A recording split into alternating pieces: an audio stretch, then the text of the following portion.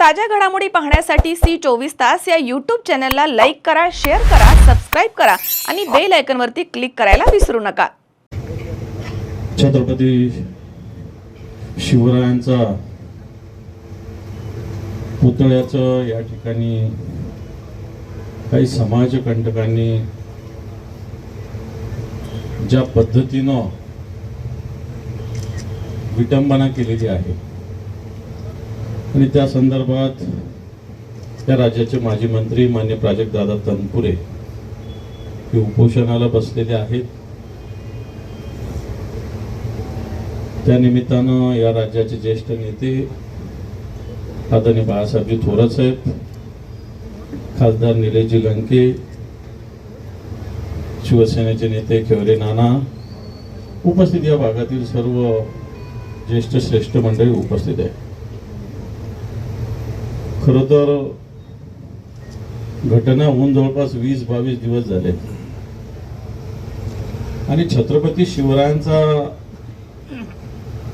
पुतळ्याची विटंबना होते आणि राज्याचा मंत्री या संदर्भात 3 दिवसापासून उपोषणाला, बेमुदत उपोषणाला बसलेला आहे। खरं तर हे राज्य छत्रपती शिवरायांचं म्हणून आपण ओळखतो।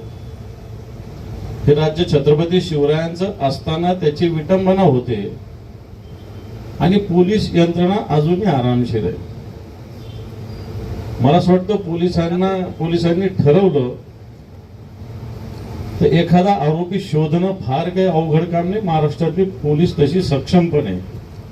मी बिलकुल पोलिसांचं कौतुक करेल, पोलीस आपली सक्षम आहे, पण त्यांनी ठरवलं पाहिजे एखाद्याला पकडायचं का नाही पकडायचं। आता मागच्या काळात एका मंत्र्याचा मुलगा कुठेतरी थायलंडला चालला होता, विमान वळवून आणलं।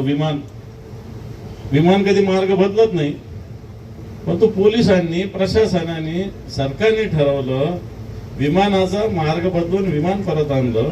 एवढी सक्षमता निश्चित आपल्या यंत्रणेमध्ये आहे।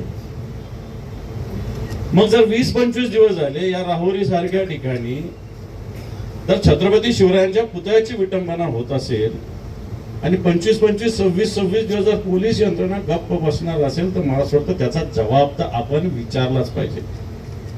आपण जनतेनं आंदोलन केलं असेल, जनता निश्चित छत्रपती शिवरायांच्या पुतळ्याच्या विटंबनेविषयी एक संवेदनशीलता, छत्रपती शिवरायाविषयी आपली भावना सगळ्यांची काय, या महाराष्ट्रातील जनतेची भावना काय, मला असं वाटतं वेगळी असायचं काही कारण नाही।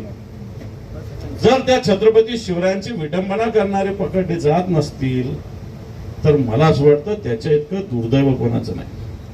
मग प्राजक्तदादा तनपुरे आपल्या राज्याचे माजी मंत्री, या भागाचे नेते या उपोषणावर बसले 3 दिवस झाले, पण आरोपी पकडले जात नाही। मनात शंका काय निर्माण होते तेही सांगतो। या राज्यात तो कोण कोरटकर नागपूरहून दम देतो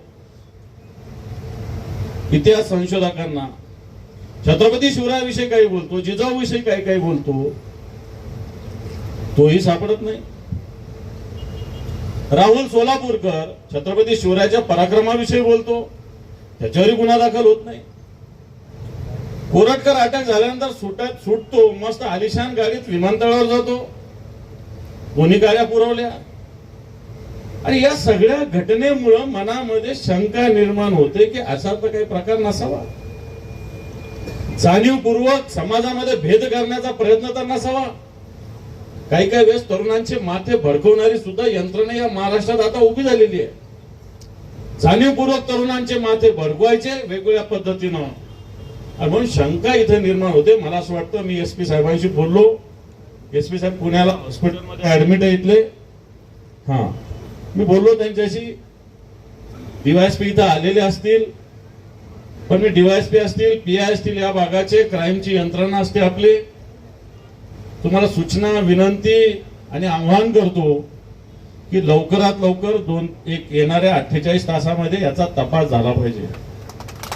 नाही झाला पाहिजे, झाला नसेल तर लंके साहेब आपण परवाच्या दिवशी मुंबईला या, आपण डीजीना भेटू, गृहमंत्र्यांना भेटू, परंतु जर इथला तपास जर अयोग्य असेल तर मला असं वाटतं या अधिकाऱ्यावर सुद्धा कारवाई करावी लागेल, हे मी तुम्हाला स्पष्टपणे सांगतो। म्हणून कोणाच्या दबावाखाली तपास न करता तुम्ही शेवटी माणूस आहात, तुम्ही आमच्यातले पोलीस, मी बिलकुल हे मानतो, परंतु हा संवेदनशील विषय, आमच्या भावनेचा विषय, छत्रपती शिवरायांचा अवमान करणारा कोणी माणूस असला तर त्याचे हात छाटले पाहिजे, लक्षात ठेवा, हातच छाटले पाहिजे त्याचे.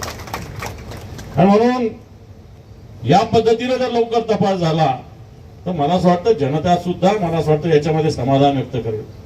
पण प्राजक्त दादा, मी आपल्याला विनंती करेल, आवाहन करेल, तुम्ही उपोषणाला बसलेले मान्य आहे, तुमच्या भावना आम्हाला मान्य आहे, पण तुम्ही कोणाविरुद्ध उपोषणाला बसले? या प्रशासनाविरुद्ध बसले. हे प्रशासन या महाराष्ट्रातलं आणि आपल्या जिल्ह्यातलं सुद्धा कसं झालंय तुम्हाला चांगल्या पद्धतीने माहिती आहे.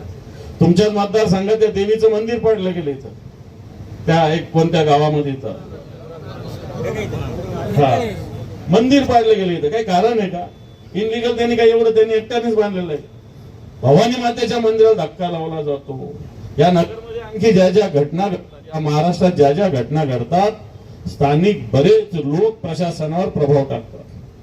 बरेच लोक, गृहमंत्र्याला काही माहित नसतं, डीजीला काही माहिती नसतं, आयजीला काही माहिती नसतं, अशा प्रकारची स्थिती आहे. आणि म्हणून मला असं वाटतं, मी विनंती करेल की तुम्ही या लोकांच्या विरोधात उपोषण, आपल्याला अजून खूप काम करायचं, आपल्याला खूप संघर्ष करायचा आहे. संघर्ष करत असताना तुमच्यासारखे तरुण नेतृत्व सातत्याने निश्चित जनतेचे प्रश्न उचलत असतो. मी तुम्हाला आवाहन करेल, विनंती करेल, आग्रह की हे आपण लढा लढत राहा. परंतु उपोषण आपण 3 दिवस केलेलं आहे, ते आमरण केलं, हे मला वाटतं ह्या भावना जनतेला कळालेल्या आहेत. थोरात साहेबांनी आग्रह केलाय, मी आपल्याला आग्रह करतो. मला असं वाटतं हे उपोषण आपण तूर्त तरी थांबवावं, आंदोलन थांबवा असं मी मुळीच म्हणणार नाही. उपोषण तूर्त तरी थांबवलं पाहिजे. या लढ्याला आपण हा राहुरीपुरता झालेला लढा हा नगरमध्ये नेऊ, आपण पुढे आपण हा मुंबईला नेऊ. फक्त याचा तपास लावल्याशिवाय आपण स्वस्थ बसणार नाही, असा संकल्प आपण सगळे करू. म्हणून मी आपल्याला विनंती करेल की आपण हे उपोषण तूर्त तरी मागे घ्यावं, अशा प्रकारची विनंती करेल. कारण ह्या लोकांना तुम्ही 8 दिवस जरी बसले ना तर यांना समजणार नाही, यांना लाज नाही आणि शरम नाही, यांनी सगळी सोडलेली तुमच्या माहितीच तो सांगतो. म्हणून आपल्याला काय करायचं तो दणका आपण